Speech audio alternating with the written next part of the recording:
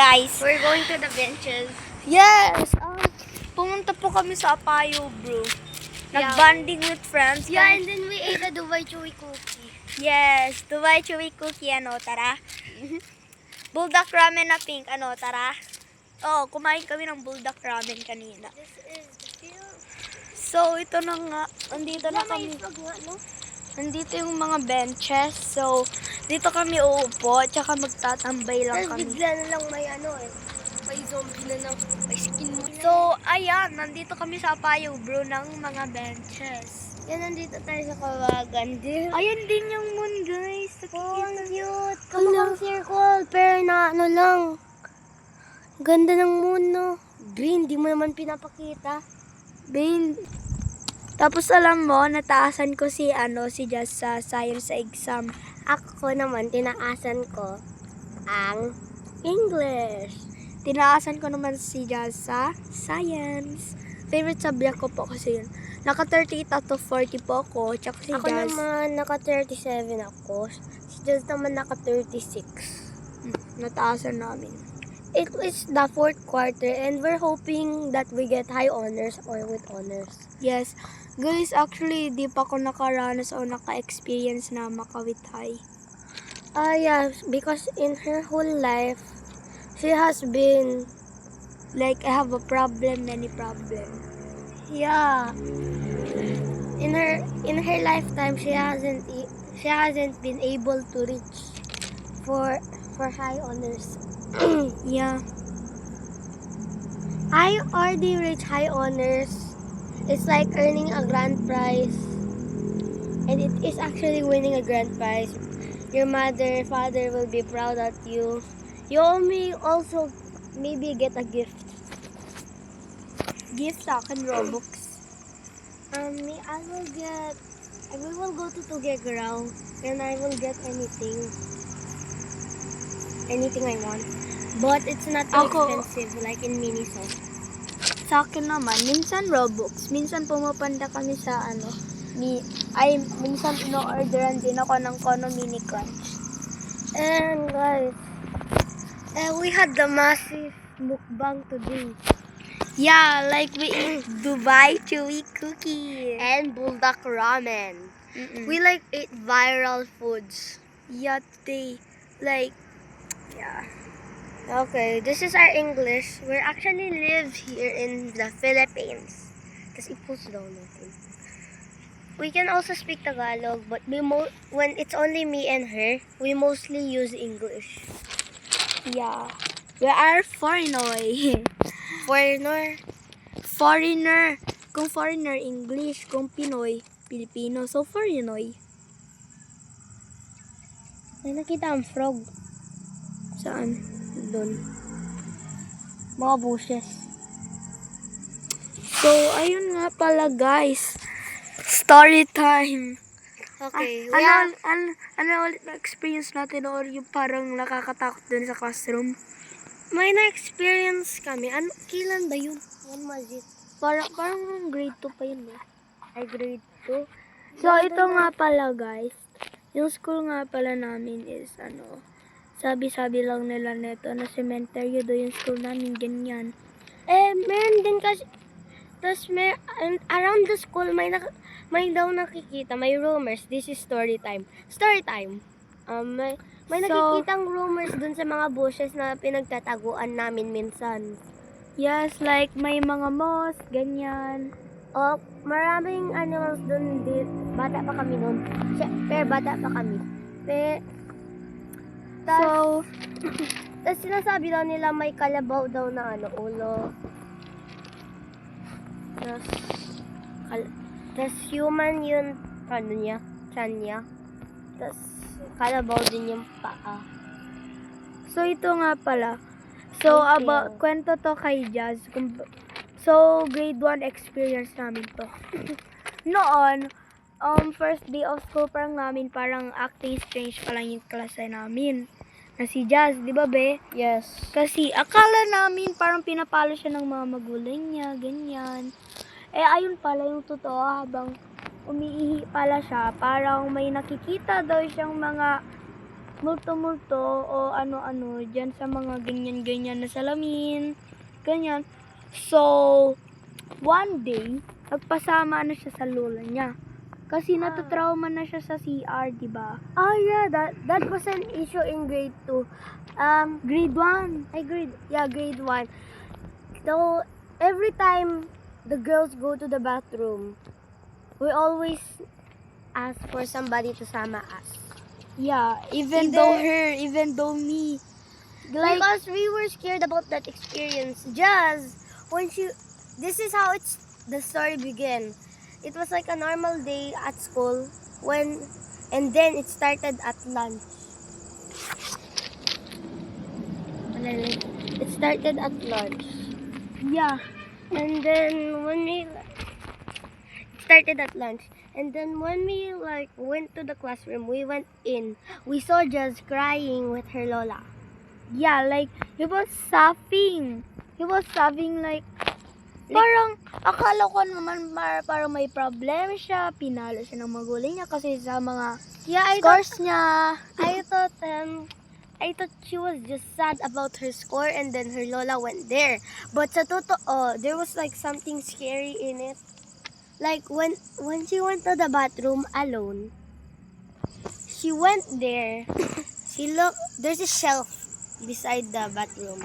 Yeah, and may salamin. Yeah, there's a salamin.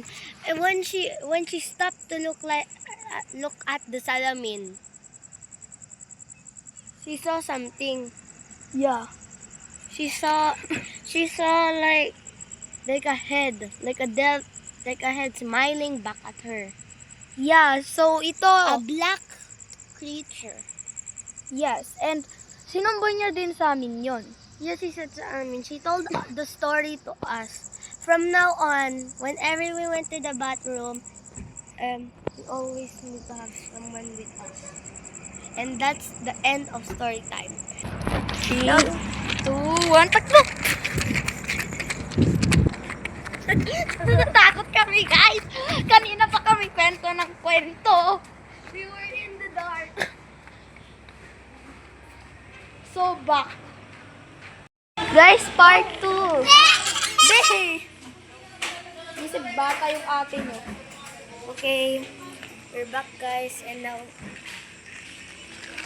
So, me drinking matcha. Matcha lover po ako. Dubai lover naman ako. Bulldog lover din ako. Kumain kami ng bulldog kanina. Yeah, and then we ate Ay, the be, sinabi na natin yun sa part 1, di ba?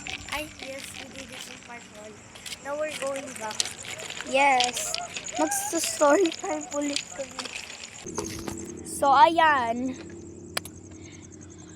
So, sinabi na namin yung storytelling namin kanina sa And yes, wala pong doon. Totoo po yun. Every single word we told there was true. Except for the skinwalker. Yeah. Yeah. Wait, ano to? Okay, let's go now. Bakit ba kasi off? Ayan. Okay, then. So, be! Wag ka maingay. Okay, I'm gonna throw a rock as far as I can. Ready? 3, Be, wag. 1, boom. Okay. Guys, so storytelling. Nangyari ito. Last week yun, no? Last week. No, last week? It was in grade 2. Grade 2. Yeah, grade 2. So, ito nga. Pumunta siya sa bahay namin. Yeah, we Magbabanding kami. Yeah, we were bonding. Ito nga, guys. Pumunta siya. Horror story to. So, pumunta siya sa bahay namin. Yeah. So, grade 2 pa to. Grade 2 Yeah, pa to this was naganap. in grade So, magbabanding sana I kami. went to her house because there was like no pasok. It was Yeah, half day. Half-day exam. So, ayan. Wala yung mga parents ko.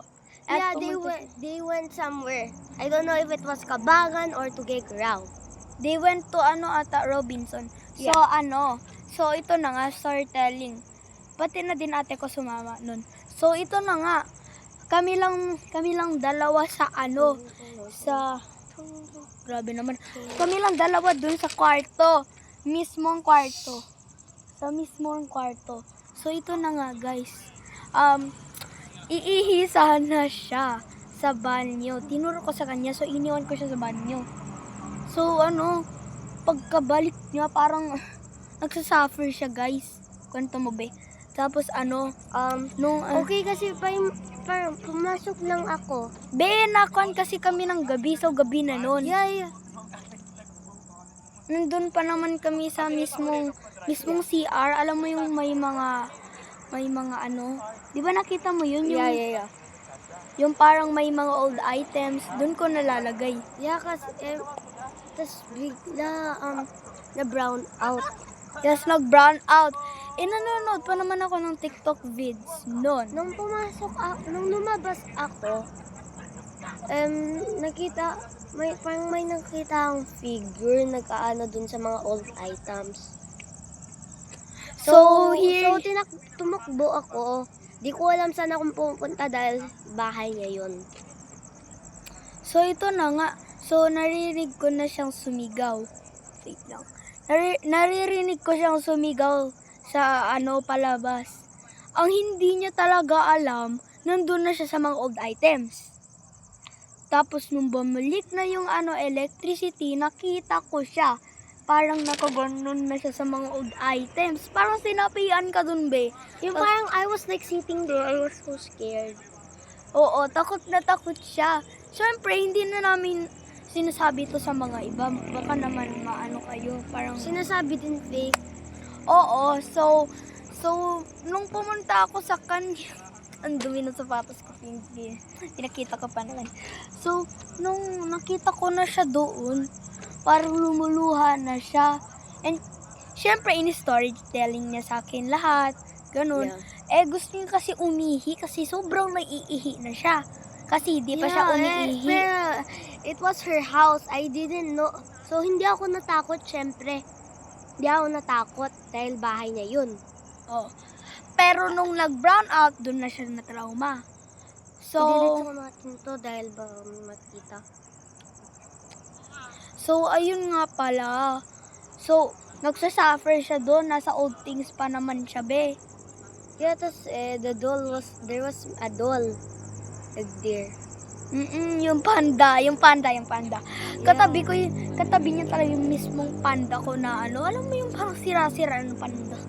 Na Yeah. panda bear. Okay. Akala niya na siguro nasa pintuan na siya ng kwarto ko. Ay, ng kwarto namin ng mga parents ko. Ang akala niya, Pinakakatakot ko na. pinto talaga ng kwarto namin yun. Ang hindi niya alam, nasa old things na pala siya. Kasi hindi niya pa alam. Hindi niya pa alam yung mga ano sa mga bahay namin.